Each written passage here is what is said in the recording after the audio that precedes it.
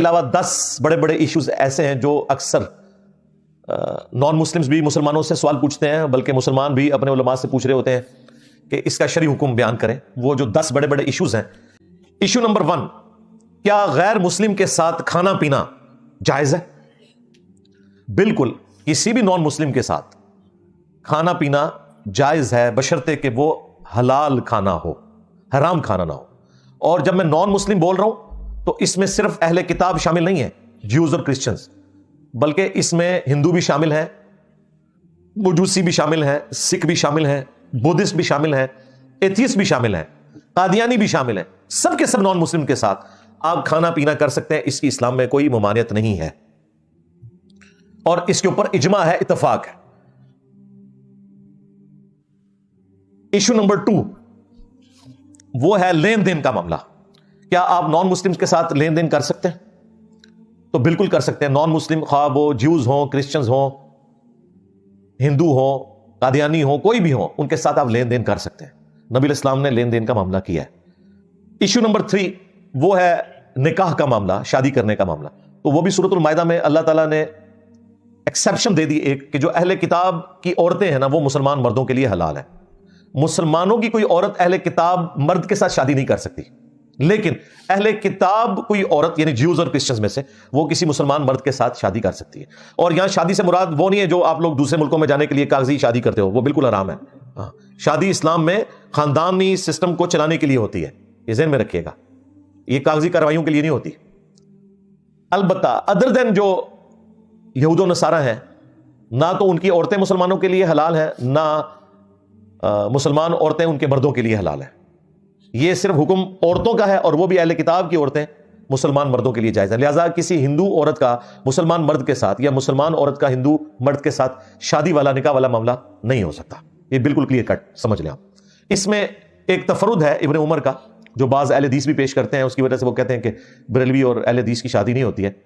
تو ہم ان سے پوچھتے ہیں کہ بھائی جب یہود و نصارہ کی لڑکیوں کے ساتھ مسلمان شادی کر سکتے ہیں تو ایک بریلوی لڑکی کے ساتھ ایک وہابی لڑکے کی شادی کیوں نہیں ہو سکتی؟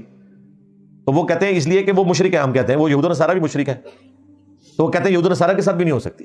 پھر وہ آگے چلے جاتے ہیں. لیکن یہ چند ایک جذباتی لوگ ہیں، میں اس کو کوئی اس فرقے کی ریپرزنٹیشن نہیں سمجھتا. انہیں اپنے فاسد عقیدے کی حفاظت کے لیے جھوٹ بولنا پڑتا ہے.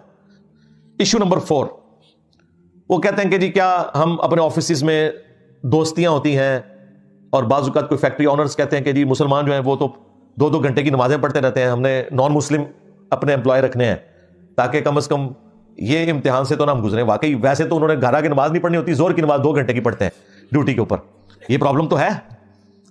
تو وہ اکثر پوچھ رہے ہوتے ہیں اس حوالے سے کہ آفس میں نان مسلم کے ساتھ دوستی رکھ سکتے ہیں؟ بھائی رکھ سکتے ہیں، کھانا پینا بھی کر سکتے ہیں، سب کچھ کر سکتے ہیں. نہیں جی قرآن پاک میں آیا ہے کہ یہود و نصارہ تمہارے دوست نہیں ہو سکتے. بھائی قرآن پاک میں اگر یہ آیا تو اللہ تعالیٰ نے قرآن پاک میں یہ بھی کہا ہے کہ جو قریبی محبت میں تم نصارہ کو باقی سب سے بہتر پاؤ گے. اسلام دشمنی کے اعتبار سے جیوز اور مشرکین زیادہ بڑے ہیں، لیکن یہ نصارہ جو ہیں یہ مسلمانوں کے زیادہ قریب ہیں، کیونکہ ان میں قسیسین ہیں، رہبان ہیں، یہ تکبر نہیں کرتے، نرم دل لوگ ہیں. تو یہ چیزیں بھی بیان ہوئی ہیں. اس کے علاوہ بھی قرآن پاک میں اللہ تعالیٰ نے فرمایا کہ اہل کتاب میں ایسے لوگ بھی ہیں کہ ان کے پاس ڈھیروں ڈھیر تم سونا بھی رکھوا لو تو وہ کبھی بھی اس میں خیانت نہیں کریں گے. ان میں اچھے لوگ بھی ہیں، برے لوگ بھی ہیں. یہ ساری چیزیں لین دین والا معاملہ بھی ہونا ہے. ہاں جو چیز مذمت کی گئی وہ ہے یہود و نصارہ کو اپنا دوست نہ بناؤ اپنی دلی دوستی میں، جس میں آپ کوئی حکومتی راز ان کے ساتھ شیئر کرتے ہیں، یہ دوستی منع ہے. ورنہ اگر مطلقاً دوستی منع ہو تو مجھے بتائیں بیوی سے زیادہ انسان کا کون دوست ہوتا ہے؟ کیا بیوی کے ساتھ دشمنی کا رشتہ ہوتا ہے؟ قرآن تو کہہ رہا ہے کہ ہم نے میاں بیوی میں محبت ڈال دی ہے. تو اگر جیوز اور کرسچنز کی عورتوں کے ساتھ شادی کی اجازت ہے تو دوستی کی اجازت تو خود بخود اس میں ہوگی. لیکن آپ نے مسلمانوں کا کوئی راز ایسا نہیں بتانا، اور وہ تو کسی مسلمان بیوی کو بھی نہیں بتانا. ہاں بالکل سیدھی سی بات ہے. ہم نے جو سیکورٹی اوتھ دیا ہوتا ہے ایٹامک انرجی کے اداروں میں، ہم اپنے فیملی ممبرز کے ساتھ بھی صرف اتنی ڈسکشن کر سکتے ہیں جتنی پبلکلی رپورٹ ہوئی بھی ہے، میڈیا میں آ جائے یا ویب سائٹس پہ اویلیبل ہو. باقی ساری تفصیلات تو نہیں بتاتے ان کو. تو اس طرح کی دوستی کرنا وہ منع ہے، یہ نہیں کرنی. باقی ٹھیک ہے، گپ شپ بھی کریں، مدد بھی کریں. ایشو نمبر 5 وہ ہے سلام کرنے کا مسئلہ، کہ آپ کیا نان مسلم کو سلام کر سکتے ہیں یا اس کے سلام کا جواب دے سکتے ہیں؟ نان مسلم کو آپ سلام کر سکتے ہیں, ان کے سلام کا جواب بھی دے سکتے ہیں اور سلام میں پہل بھی کر سکتے ہیں. کیسے؟ دیکھیں بخاری اور مسلم دونوں میں حدیث موجود ہے کہ یہودی جب مسلمانوں کو سلام کیا کرتے تھے نا تو وہ کہا کرتے تھے السلام علیکم, الفاظ کو بگاڑتے تھے اور یہ ان کی عادت تھی. حتتن کو انہوں نے حنتتن کہنا شروع کر دیا, سمعنا و اطعنا کو سمعنا و عصینا کہنا شروع کر دیا. یہاں پہ بھی یہ السلام علیکم کہتے تھے اور السلام علیکم کا مطلب ہے تم پر موت ہو. تو نبی علیہ السلام نے فرمایا کہ جب یہودی تمہیں کہیں نا السلام علیکم تو تم انہیں کہا کرو وعلیکا یا وعلیکم, اور تم پر بھی ہو, یعنی جو تم نے مجھ پر بھیجا ہے وہی تم پر واپس چلی جائے. یہ نہیں ہو سکتا کہ وہ السلام علیکم کہہ رہے ہیں اور تم وعلیکم السلام کہو. اس وجہ سے وعلیکم السلام کہنے سے نبی علیہ السلام نے منع کیا تھا. وعلیکم میں بھی جواب ہو جاتا ہے, کیونکہ آپ نے فرمایا جب وہ تم پر موت بھیج رہے ہوں گے, جب تم وعلیکم کہو گے وہ اس پہ لوٹ جائے گا. یہ اس بات کا ثبوت ہے کہ السلام کا جواب وعلیکم سے بھی ہو جاتا ہے. آپ مسلمان کو بھی کہہ دینا, ہم انگریزی میں بھی کہتے ہیں سیم ٹو یو, جو تم نے مجھے کہا وہی تمہارے لیے. کوئی عید مبارک کا لمبا سا میسج مجھے بھیج دے, ویسے تو میں موبائل دیکھتا ہی نہیں ہوں, کہیں مجھے مجبوراً جواب دینا پڑ جائے, اتنی لمبی تو مجھ سے انگریزی نہیں لکھی جاتی, میں لکھتا ہوں سیم ٹو یو بس, وعلیکم, یعنی جو دعائیں تم نے مجھے دی. جائز ہے, نبی علیہ السلام نے بھی کہا. لہٰذا اگر آپ کسی عام مسلمان کو بھی السلام علیکم کے جواب میں وعلیکم کہتے ہیں نا تو یہ پرفیکٹ جواب ہے, کیونکہ اس نے کیا کہا, تم پر سلام ہو, ہم نے کہا آپ پر بھی ہو. سلام لفظ بولنے کی ضرورت نہیں ہے, کانٹیکسٹ یہی ہے کہ تم نے سلام بھیجا, تم پہ سلام ہو.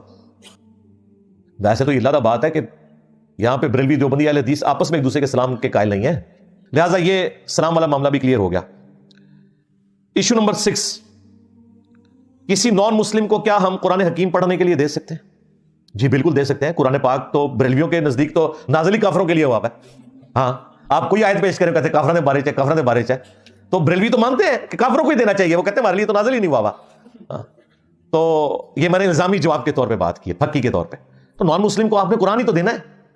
اسلام کو آپ نے اسٹڈی اس اعتبار سے کروانا ہے کہ آپ کہیں گے جی یہ اسلام کے نمائندہ علماء ہیں, ان کو دیکھیں اور صحابہ کرام کی یاد تازہ ہو جائے گی.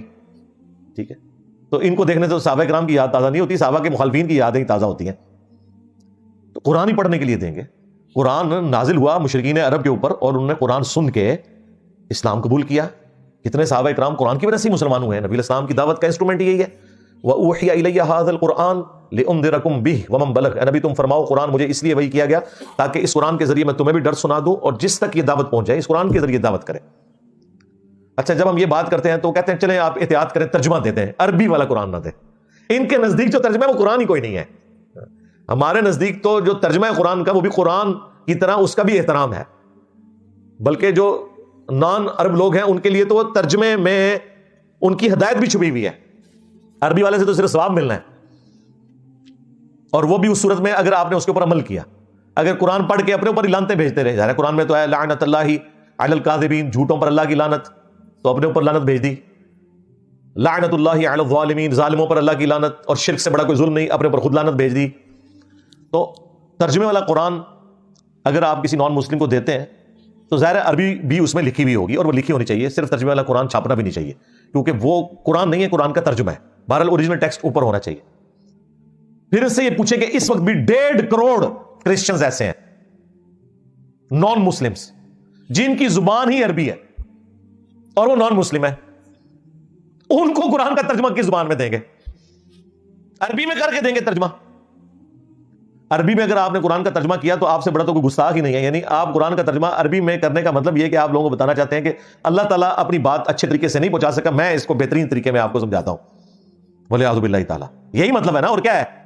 ایشو نمبر 7, کیا نان مسلمز کی کتابیں آپ پڑھ سکتے ہیں جو ان کے ریلیجن سے متعلق ہیں؟ بالکل شوق سے پڑھیں, لیکن پہلے اپنی کتابیں پڑھ لیں, ہاں, تاکہ آپ کو پتا ہو کہ دین حق کیا ہے, اور جب وہاں پہ آپ کو کوئی حق سے ہٹی بھی کوئی بات پتا چلے تو آپ کے لیے فیصلہ کرنا آسان ہو جائے. اللہ نے تو اپنی کتابوں کے بارے میں کہہ دیا ہے کہ ہم نے تورات نازل کی تھی, انجیل نازل کی, اور اس کے بعد الفرقان نازل کی ہے, حق اور باطل میں تمیز کرنے والی کتاب. المہیمن کہا, یہ نگہبان ہے اگلی الہامی کتابوں کے اوپر, کیونکہ یہ محفوظ ہے. انا نحن نزلنا الذکر وانا لہ لحافظون, اس کی ذمہ داری اللہ نے خود لی ہے. لیکن ان کتابوں کو بھی آپ پڑھ سکتے ہیں. ظاہر ہے جب قرآن کہتا ہے ہاتوا برہانکم ان کنتم صادقین, اپنی دلیل لے کر آؤ اگر تم سچے ہو. خود نبی علیہ السلام کو کہا گیا کہ اے نبی ان سے فرمائے ایتونی بکتاب من قبل ھذا او اثارۃ من علم ان کنتم صادقین، اگر قرآن کو تم نہیں مانتے تو اپنی الہامی کتابیں لے آؤ اگر تم سچے ہو، یا انبیاء کے آثار، کوئی سنت حدیثیں تمہارے انبیاء کی آ رہی ہوں وہ لے آؤ اگر تم سچے ہو، اس سے مجھ سے بات کر لو، لیکن بات کتابوں سے کرنی ہے، ہاں بابوں سے نہیں کرنی، ہاں تو کتابوں سے بات کرو۔ تو اگلی الہامی کتابوں کی طرف بھی اللہ نے ریفر کیا ہے۔ توحید کے اعتبار سے تو وہ کتابیں بھی محفوظ ہیں، ہاں توحید سے ہٹ کے جو باقی معاملات ہیں ان میں ظاہر ہے انہوں نے اپنے فتوے بھی داخل کر دیے ہیں، اور اسی کی اصلاح کے لیے پھر اللہ تعالیٰ نے اپنے آخری پیغمبر کو بھیجا صلی اللہ علیہ وآلہ وسلم۔ تو آپ ان کی کتابیں بھی پڑھیں، ان کا احترام بھی کریں۔ 8 اور وہ ہے کیا نان مسلمز کی عبادت گاہوں میں مسلمان جا سکتے ہیں؟ بالکل جا سکتے ہیں، لیکن وہاں پہ کوئی شرکی ایکٹیویٹی میں حصہ نہ لیں، وہ وزٹ کے طور پر جا سکتے ہیں۔ آیا صوفیہ جو کرسچن سے مسلمانوں نے لیا تھا، اب نماز جمعہ وہاں پہ شروع کروا دیا ہے، اور نماز کے دوران جو جیزس کرائسٹ کی جو شبیہات بنی ہوئی ہیں دیواروں کے اوپر، اس کے آگے پردہ لٹکا دیتے ہیں اور اس کے بعد پھر وہ کھول دیتے ہیں۔ اسی طریقے سے کورونا کے دنوں میں آپ نے دیکھا جیوز اور کرسچنس کی عبادت گاہوں میں جا کے مسلمانوں نے جمعے کی نماز ادا کی، کیونکہ سوشل ڈسٹینسنگ کی ضرورت تھی، تو ان کی وہ گرجے بڑے تھے ایریا وائز، مسلمانوں کی مسجدیں تو چھوٹی تھی، تو باقاعدہ انہوں نے کئی گرجے کنورٹ کیے ہیں اس اعتبار سے کہ وہاں پہ واش رومز بنائے تاکہ مسلمان بھی جمعے کی نماز پڑھ سکیں، کیونکہ بخاری مسلم واضح حدیث ہے کہ اللہ تعالیٰ نے 5 ایسی خصوصیات مجھے دی ہیں جو مجھ سے پہلے کسی پیغمبر کو نہیں دی، ان میں سے ایک یہ ہے کہ پوری زمین میرے لیے مسجد بنا دی گئی ہے۔ تو اس میں آپ نان مسلم کی عبادت گاہوں میں بھی بشرطے سامنے کوئی شبیہ بت اس طرح کی چیز نہ ہو، نماز آپ ادا کر سکتے ہیں۔ اور ویسے وزٹ کے طور پر، نالج کے طور پر جانا، وہ سیرو فی الارض کے تحت ہی آتا ہے، وہ آپ کھنڈرات میں بھی جا سکتے ہیں، عبادت گاہوں میں بھی جا سکتے ہیں، اس میں کوئی شرعی طور پر گرفت نہیں ہے۔ ایشو نمبر 9 اور وہ ہے کرسمس اور ہولی دیوالی کے موقع کے اوپر جو مسلمانوں کو کوئی نیاز نظر وغیرہ بھیجتے ہیں، وہ ہم سے لوگ پوچھ رہے ہوتے ہیں کہ ہم کھا لیں نہ کھائیں، ٹھیک ہے، اور ایسے مواقع کے اوپر ہم انہیں کیا بھیجیں؟ ظاہر ہے عید کے موقع پہ انہوں نے ٹافیاں کھائی ہوتی ہیں ان سے لے کے، تو جب کرسمس آئے گی تو انہیں بھی ٹافیاں کھلانی پڑ جاتی ہیں۔ میرا خیال ہے مسلمانوں کو توحید کے معاملے میں بالکل ننگی تلوار ہونا چاہیے، اور کوئی آر محسوس نہیں کرنی چاہیے۔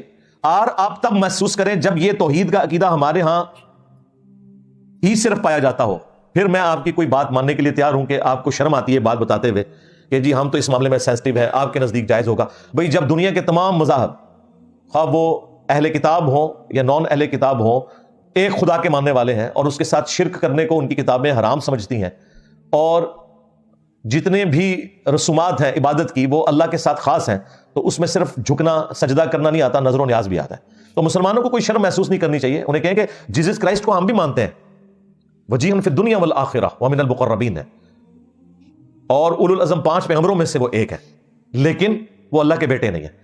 آپ نے کرسمس پہ یہ عقیدہ رکھا ہوا ہے کہ اللہ نے بیٹا جنا، اس لیے ہم اس شرکی ایکٹیویٹی میں، آپ کی کسی کھانے کی ایکٹیویٹی میں، کسی کیک پارٹی میں شامل نہیں ہو سکتے، سیدھی سی بات ہے، کیونکہ توحید کے معاملے میں زیرو ٹالرنس ہے اسلام کے اندر، جبکہ خود کرسچنس کی کتابیں بھی یہ بتاتی ہیں کہ اللہ تعالیٰ کے ساتھ کسی اور کو شریک نہیں ٹھہرایا جا سکتا۔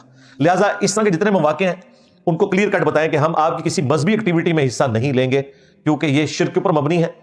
البتہ ہم آپ کو بھی کوئی پابندی کرتے کہ آپ عید کے موقع کے اوپر ہمیں ٹافیاں بھجوا دیں تاکہ ہمارے لیے امتحان بن جائے کہ کرسمس یا ہولی دیوالی کے موقع پہ ہمیں بھی آپ کو کچھ دینا پڑ جائے، تو ہمیں معاف رکھیں۔ ہم تو مسلمانوں میں بھی اگر کوئی نظر نیاز غیر اللہ کے نام کی دیتا ہے، کسی کا عقیدہ ہے کہ داتا دربار پہ اگر میں نے دودھ نہ چڑھایا تو میری بھینس دودھ نہیں دے گی، تو بھائی ایسا مسلمان بھی اگر ہمیں اس دودھ کی کھیر بنا کے بھیجے گا نا، تو ہم اس سے نہیں لیں گے، اسے کہیں گے بھائی یہ آپ نے غیر اللہ کے بیچ میں نیت شامل کر لی ہے۔ اور قرآن حکیم میں اللہ تعالیٰ نے واضح طور پر منع فرما دیا ہے کہ جس کے اوپر غیر اللہ کا نام لیا گیا غیر اللہ کی خوشنودی کے لیے، ذبیحہ کے لیے، وہ حرام ہے۔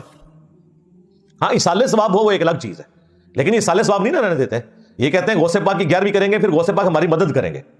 اگر یہ کہنا کہ ہم غوث پاک کی 11ویں کر کے غوث پاک کی مدد کر رہے ہیں، ہم غوث پاک کی مدد کر رہے ہیں کہ اللہ تعالیٰ ان کے گناہوں کو معاف کرے اور ان کے درجات بلند کرے، بالکل پھر 11ویں درست ہے، کریں، اس نے 11ویں کرنی نہیں ہے، یہ تعلیق بالمعال ہی ہو گیا۔ تو ایصال ثواب تو آپ میت کی طرف سے کر سکتے ہیں، ہمیں کوئی اس میں نہیں ہے، مسئلہ پیچھے جو عقیدہ ہے نا آپ کا خرابی، وہ ہے اصل چیز، اس کو سمجھیں۔ تو آپ نان مسلم کو سٹارٹ اس سے لیں کہ مسلمانوں میں بھی اکثریت ایسی نظر و نیاز کر رہی ہے جو ہم مسلمانوں کی نظر و نیاز لینا بھی حرام سمجھتے ہیں، تو سرکار تسی تو شاہی کوئی نہیں ہو، ٹھیک ہے۔ جب انہیں یہ بتائیں گے نا کہ یہ جو کچھ ہو رہا ہے درباروں کے اوپر، اور یہ جو بتوں کو جس طرح نہلایا جاتا ہے، اس طرح عبد القادر جیلانی کا مجسمہ بنا کے جو یہ نہلا رہے ہیں، ٹھیک ہے، اور لال شہباز قلندر کے مجسمے کے اوپر یہ وہ ہار ڈال رہے ہیں، یہ سب کچھ جو ہے نا یہ وہی والی ایکٹیویٹیز ہیں جن کی اسلام نے مخالفت کیا، اور صرف اسلام نے نان مسلمز کے اعتبار سے اسے کنڈیم نہیں کیا، مسلمانوں کے اعتبار سے بھی کنڈیم کیا ہے، تو انہیں پھر صبر آ جائے گا کہ ٹھیک ہے یار یہ تو اپنے مسلمانوں کی بھی نظر نیاز نہیں مانتے جو غیر اللہ کی خوشنودی کے لیے ہو، تو اگر ہماری نہیں لے رہے تو اس میں کوئی برا منانے والی بات نہیں ہے، یہ ان کو کلیئر کرنے کی ضرورت ہے۔ ایشو نمبر 10، اور وہ ہے اکثر جو مسلمان باہر کے ملکوں میں جاتے ہیں نا، انہیں بڑا جوش چڑھتا ہے، وہ کہتے ہیں جی یہاں بہت نان مسلم ہیں، ہم انہیں اسلام کی دعوت دینا چاہتے ہیں۔ تو اللہ کے بندو، دعوت دینے کے لیے پہلے آپ خود اسلام کا علم حاصل کریں، اور اس کے بعد نان مسلمز کو جو آپ نے دعوت دینی ہے وہ اسلام کی دعوت نہیں دینی، سٹارٹ آپ نے لینا ہے ایک خدا کی دعوت سے۔ قل یا اہل الکتاب تعالوا الی کلمۃ سواء بیننا وبینکم الا نعبد الا اللہ، آؤ اہل کتاب ہم اس ایک بات پہ اکٹھے ہو جائیں جو تم میں اور ہم میں کامن ہے، کہ ہم مت پوجیں سوائے اس ایک اللہ کے، اور آپس میں ایک دوسرے کو ایک دوسرے کا رب نہ مان لیں۔ اور اگر یہ روگردانی کریں تو اے نبی تم تو اعلان کر دو کہ ہم نے سر تسلیم خم کر دیا اپنے رب کے حضور۔ تو آپ نے نان مسلمز کو کریٹر کی دعوت دینی ہے، بلکہ مسلمانوں کو بھی پہلے کریٹر کی دعوت ہے، انہیں بھی کوئی نہیں پتا کہ انہیں کسی نے بنایا ہے۔ ہاں، اس کے لیے آپ میری درجنوں ویڈیوز ہیں، ان میں ٹاپ آف لسٹ جو ویڈیو ہے فرام کریشن ٹو کریٹر، کائنات سے خالق کائنات کا سفر، انگلش سب ٹائٹل کے ساتھ ہے، ہدایہ پورٹل چینل کے اوپر۔ پھر ہدایہ وکٹری چینل پہ تو میری درجنوں ویڈیوز اس اعتبار سے انہوں نے ویلیو ایڈیشن کی ہے، کس طرح آپ نے نان مسلمز کو، ایتھیسٹ کو دعوت دینی ہے، لیکن اس کے لیے پہلے آپ نے خود ایجوکیٹ ہونا ہے، پھر آپ نے ان کے سامنے دعوت رکھنی ہے اور سٹارٹ کرنا ہے کہ اس کائنات کو کسی نے بنایا ہے، ہمیں کسی نے بنایا ہے، اور اس کے بعد اسلام آتا ہے، اس کے بعد دین آتا ہے۔ پہلی چیز جو ہے وہ کریٹر ہے، اللہ کا تعارف ہے، خدا کا تعارف ہے، آپ اسے بھگوان کہہ لیں، سپریم بینگ کہہ لیں، سپر نیچرل ایجنسی کہہ لیں، گاڈ کہہ لیں، اللہ کہہ لیں، ٹھیک ہے، اس کا تعارف، اور اس سے پھر یہ دعوت شروع کریں، اور پھر بتائیں کہ سچی توحید جو ہے وہ اسلام کے ہاں پائی جاتی ہے، مسلمانوں کے ہاں تو ظاہر ہے بہت کم پائی جاتی ہے، اسلام کے ہاں، لیکن اللہ کا شکر ہے ہمارے اس پلیٹ فارم کی برکت سے، یعنی جتنی اللہ تعالیٰ نے توحید کی دعوت مسلمانوں کے لیے سمجھنا آسان کی ہے، مجھے تو کوئی آر نہیں ہے کہ ہزاروں میں نہیں لاکھوں میں لوگ ہیں جن کا عقیدہ توحید ہمارے اس پلیٹ فارم کی برکت سے صحیح ہوا ہے، الحمدللہ انہیں صحیح خدا کا تعارف ہوا ہے اور صحیح توحید کا تعارف ہوا ہے جو اللہ نے اپنے پیغمبروں کے ذریعے انسانوں تک پہنچائی تھی۔ تو یہ 10 بڑے بڑے ایشوز تھے جو میں نے ڈسکس کیے الحمدللہ، اور اللہ کا شکر ہے میں نے تو اپنے آڈینس کی یہ عادت بنا لی ہے کہ وہ 8 10 15 20 منٹ کا کلپ بھی وہ کچھ نہیں سمجھتے، وہ کہتے ہیں کم از کم 40 منٹ 1 گھنٹے کی ویڈیو ہونی چاہیے تاکہ پوری بات سمجھ آئے، کیونکہ یہ ڈسے ہوئے ہیں صدیوں سے چھوٹی چھوٹی باتیں سننے کے، اور اپنی مرضی کے رزلٹ ان کے بڑوں نے انہیں نکال کے بتائے۔ الحمدللہ ہم نے جو حق بات تھی وہ کوشش کی ہے کہ آپ کے سامنے رکھی۔